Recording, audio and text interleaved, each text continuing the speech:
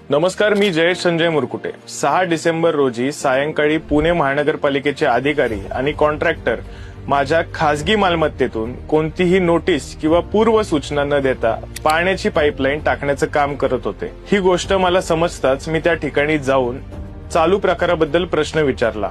त्या ठिकाणी उपस्थित स्थायी समितीचे माजी अध्यक्ष बाबुराव चांदेरे आणि त्यांचे चिरंजीव समीर चांदेरे यांनी कोणताही संवाद न साधता मला व माझ्या सहकाऱ्यांना शिवीगाळ, धक्काबुक्की, दमदाटी आणि राजकीय धमक्या द्यायला चालू केलं. लाईन टाकण्याबरोबर रोडची, रस्त्याची, ड्रेनेजची, स्टॉर्म वॉटर लाईनची माझी मागणी त्यांनी धुडकावून लावली.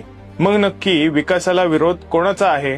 मुळात माझा कोणत्याही प्रकारचा विकास कामांना विरोध नसून मी स्वतः महानगरपालिकेकडे पत्र देऊन त्याचबरोबर लँड डेव्हलपमेंट चार्जेस असतील, सँक्शनिंग चलन असतील, असे कोट्यवधी रुपये ह्या महानगरपालिका प्रशासनाला ह्या माझ्या मूलभूत सुविधांसाठी मी भरलेले आहेत.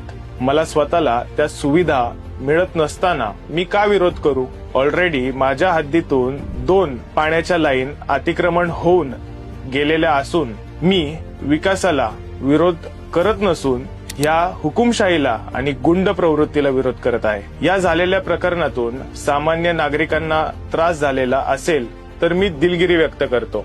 ज्या सोसायटीला ही लाईन टाकण्याचं काम सुरू होतं त्या सोसायटीला ही लाईन मी स्वखर्चातून द्यायला तयार आहे. त्या दिवशी देखील मी शब्द दिला, आजही देतो. धन्यवाद.